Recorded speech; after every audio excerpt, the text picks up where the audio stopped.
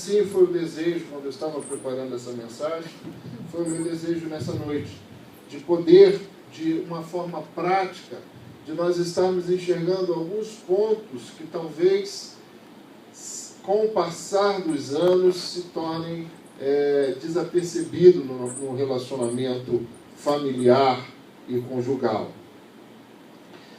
E intitulei como O Segredo de uma Família Feliz. Como o início de uma família se dá através do matrimônio, quando um homem e uma mulher decidem se casar e formar ali um lar, formar uma família, é o primeiro, e esse é o primeiro estabelecido nas Escrituras, esse princípio. Deus diz: deixa o homem, pai e a sua casa, une-se a sua esposa e assim formarão uma só carne. É aí que de fato a família se inicia. Um casal sem filhos, mesmo sem filhos, já é uma família. Às vezes nós entendemos, achamos que a família é só quando tem o papai, a mamãe e as crianças. Mas um casal já é uma família. Já está estabelecida uma família. Esqueci o negocinho aqui no bolso.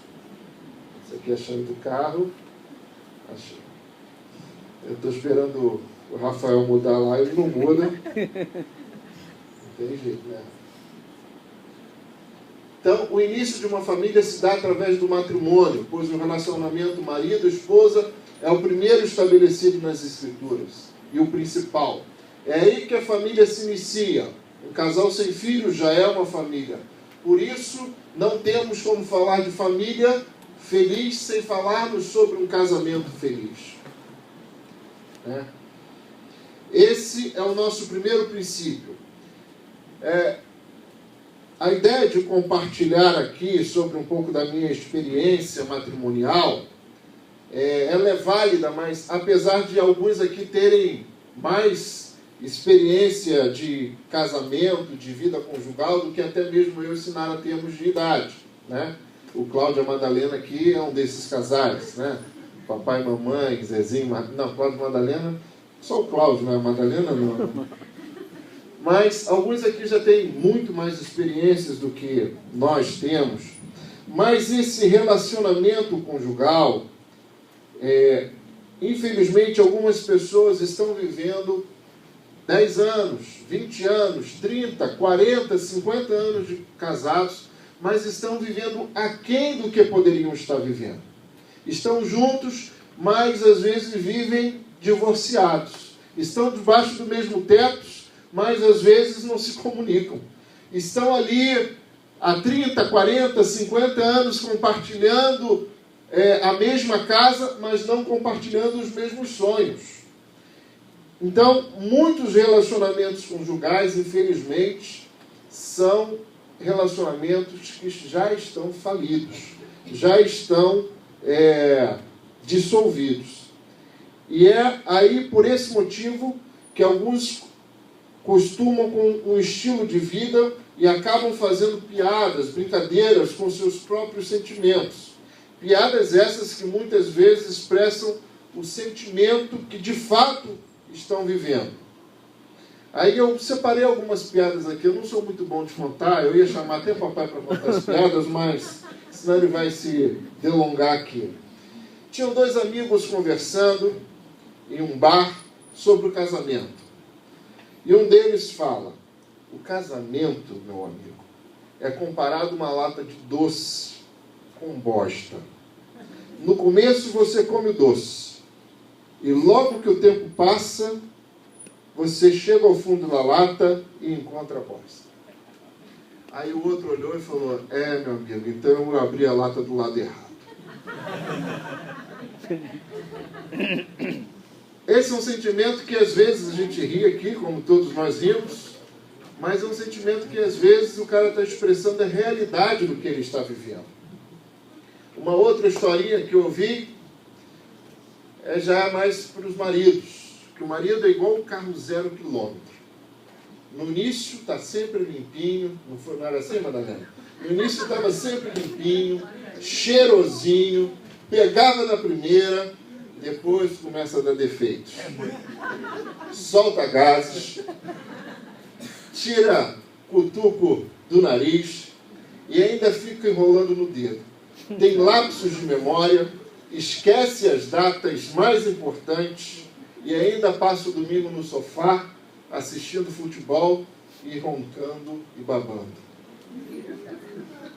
Antes e depois do casamento, durante o namoro, quando aquela amadinha, aquela querida, perguntava para o amado, apontando o dedinho para o céu e falava: meu amor, por que a nuvem está escondendo a lua? O namorado então respondia, todo meloso, é porque a lua está com vergonha da sua beleza, amor. Depois de uns 10 anos de casados, quando a mulher lhe faz a mesma pergunta, numa bela noite, o marido disse irritado, não está vendo, sua burra, é porque vai chover? Perde-se o romantismo, perde-se o respeito, perde-se o carinho.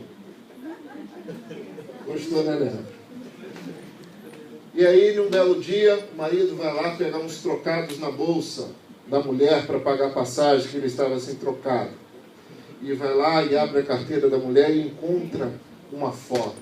Aí ele fala, poxa, como essa mulher me ama. Ela ainda guarda uma foto minha dentro da carteira.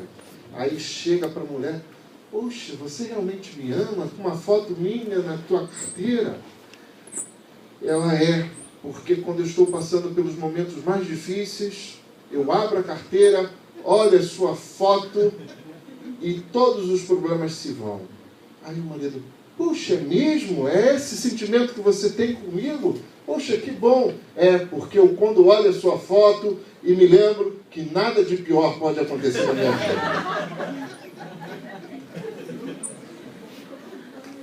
Queridos, essas piadas, infelizmente, muitas vezes retratam a realidade que muitos casamentos estão vivendo.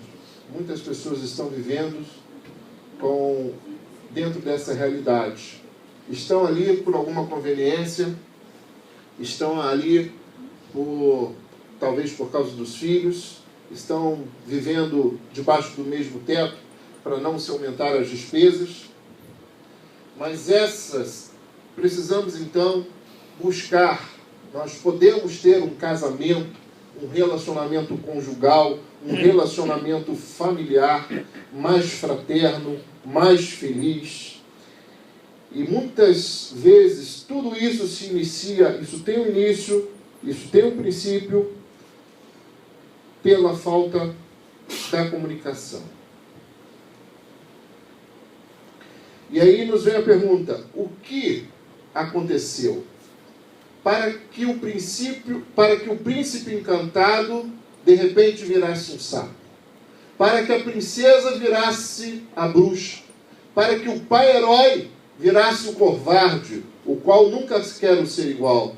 Para que a mãe perfeita virasse a chata, burra, que não sabe de nada? Às vezes são esses sentimentos. Quando iniciamos uma relação conjugal, nós temos o marido como um príncipe encantado, como aquele que vai realizar os nossos sonhos. Nós enxergamos a nossa esposa como uma princesa, uma Cinderela de contos de fado. Quando as crianças ainda são pequenas, elas olham para os pais, para o pai e falam, esse é o meu herói, é o meu super-herói, eu quero ser igual a ele. E aí tem todas essas projeções. E as filhas a mesma coisa. E aí daqui a pouco o pai deixa de ser herói e passa a ser aquele homem que eu nunca quero ser igual. Eu não quero repetir essa história para a minha vida. A mãe deixa de ser a melhor companheira e amiga para sua filha e passa a ser aquela que não sabe de nada, que é ignorante, que não tem experiência, que não viveu a vida. O relacionamento conjugal vira um verdadeiro inferno. O relacionamento familiar vira um verdadeiro inferno. Mas tudo isso tem um princípio, tem um começo. Isso não começou do nada. Isso teve um início. E é isso que nós queremos enxergar e perceber e promover essa correção. Eu quero dizer para você que mesmo que você esteja vivendo uma situação como essas historinhas que nós contamos aqui, mesmo que você esteja experimentando coisas como essa na sua família, no relacionamento com os seus filhos, você talvez não saiba mais o que falar para os seus filhos, você talvez não saiba mais como se relacionar com a sua esposa ou com o seu esposo, tudo está por um fio, mas eu quero dizer que hoje nós podemos observar algumas coisas, nós teremos a oportunidade de observar pequenas coisas que podem produzir uma transformação necessária para o nosso relacionamento familiar.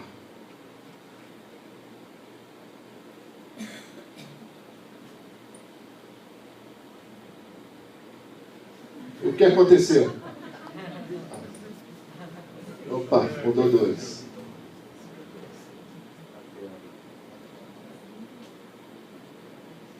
É o ponto para cá ou o ponto para lá?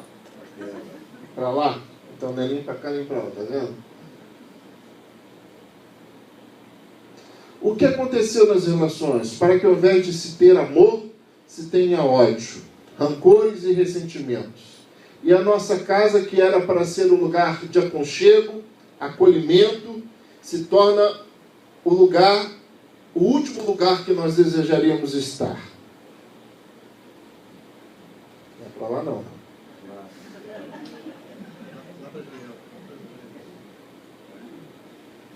O problema está na comunicação defeituosa. Eu poderia afirmar que esse é um dos maiores causadores dos atritos matrimoniais e familiares. Quando não conseguimos ter uma comunicação saudável, sem ruídos e interferências. O problema está na falta de comunicação, melhor, na comunicação defeituosa. Precisamos ter uma comunicação clara.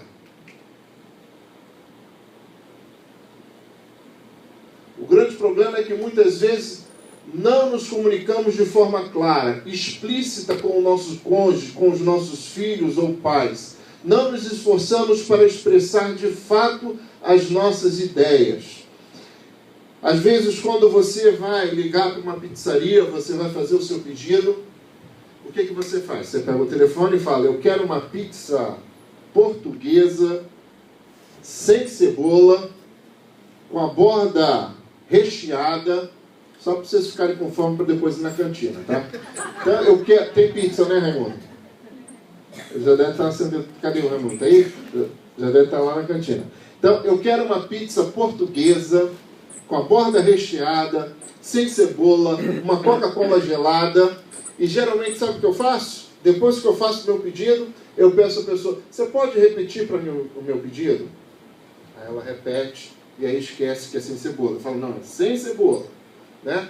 A mesma coisa, quando você liga para uma farmácia pedindo medicamento, você repete várias vezes o nome do remédio, quantos miligramas é, a quantidade que você quer, você pergunta o preço, pergunta se tem desconto. Ou seja, você procura deixar de forma clara exatamente o que você precisa, o que você quer.